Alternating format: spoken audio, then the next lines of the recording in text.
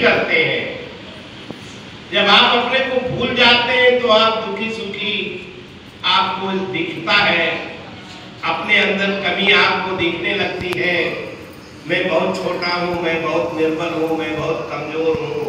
लेकिन जब आप अपनी महानता को याद करके आप उसके अंश हैं, जब आप उसको याद करते हैं उसकी महानता को, तो महानता आपके अंदर धीरे धीरे प्रकट होने लगती है। आत्मबल, अभी जो पंडित जी सुना रहे थे, आत्मबल जो होता है वो यही है, आपको अंदर से हो जाए कि मैं उसका अंश हूं। दुनिया का मेरे सामने महत्व नहीं है, मुझसे दुनिया है, मैं दुनिया से नहीं हूं। दुनिया मेरे लिए है, मैं दुनिया के लिए नहीं हूं। जब ये भाव आपके अंदर सजग हो जाएगा, आप अपनी स्थिति को पहचान लेंगे। इसलिए हमारे संत कहते हैं, परिस्थिति न संभालो, स्थिति संभालो। हालात मत टालो, ख्यालात संभालो। तो ये जब आप अपने ख्यालात संभालोगे कि मैं कौन हूं, और जहां आपने अपनी पहचान की, जहां आपने आत्मचिंतन किया, जहां अपने गुणों का आपने ध्यान किया, तो आपके अंदर वो विशेषता आ जाएगी। जैसे इस दृष्टि तक जब तक हम अपने में सीमित भाव रखते हैं, तब तक वो असीम परमात्मा की शक्ति का प्रादुर्भाव नहीं होता है। लेकिन जब आप असीम से उस असीम में, असीम से असीम से आप जुड़ जाते हो, तो असीम की शक्ति आपके अंदर प्रकट हो जाती है। और उस समय फिर जब आप जो संकल्प करते हो, इसलिए गीता में भगवान श्याम सुंदर ने अर्जुन से एक बात कही। अर्जुन से कहा भगवान ने कि अर्जुन तू प्रतिज्ञा कर। प्रभु मैं क्या प्रतिज्ञा करूं? बोले तू प्रतिज्ञा कर कि मेरे भक्त का कभी विनाश नहीं होता, न मे भक्ता प्रणश्यति। अर्जुन ने कहा प्रभु रक्षा आपको करनी है, संकल्प आप करें, मैं संकल्प क्यों करूं? बोले अर्जुन तुमने देखा मैंने संकल्प किया था कि महाभारत के युद्ध में मैं अस्त्र नहीं उठाऊंगा, क्या मेरा संकल्प पूरा हुआ? मुझे मजबूर हो जाना पड़ा।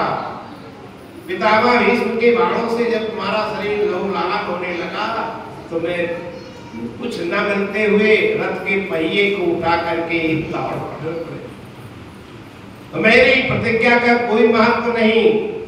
लेकिन अर्जुन जब तुम प्रतिज्ञा करते हो, तुमने प्रतिज्ञा की थी कि जयद्रथ ने जिसने धोखे से अभिमन्यु का वध किया है, मैं उसको जब तक मार नहीं दूंगा तब तक मैं चिता लगा करके जल जाऊंगा।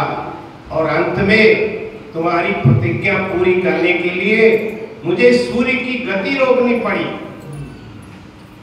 क्योंकि तुमने प्रतिज्ञा की थी। इसलिए अर्जुन तुम प्रतिज्ञा करो, मेरा भक्त प्रतिज्ञा। इसका तात्पर्य क्या है?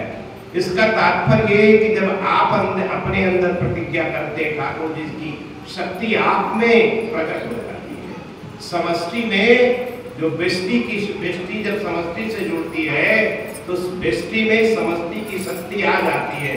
इसी तरह से जब स्वामी राम ने प्रतिज्ञा किया, तो देखिए आप उनका प्रभाव देखिए।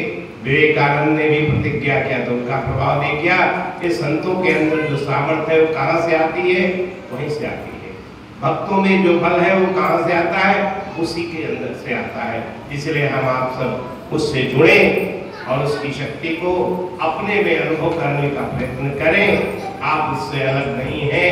जब आप ऐसा अनुभव करेंगे, तो आपके अंदर भी वही शक्ति, वही बल, वही सामर्थ्य, वही आत्मबल आ जाएगा। इन विचारों के साथ वाणी विचार दिया जाए। बोलो सच्चिदानंद भगवान की जय। धर्म की, धर्म की, अधर्म का, अधर्म का, प्राणियों में, प्राणियों में, विश्व का, विश्व का। हर हर महादेव। अपने स्थान पर सभी लोग खड़े हो जाएंगे। अब विश्राम कथा के थोड़े ही समय शेष रह गया है। समय जाते देर नहीं लगती है, इसलिए पर्यायी आप सभी लोग अधिक से अधिक समय निकालेंगे।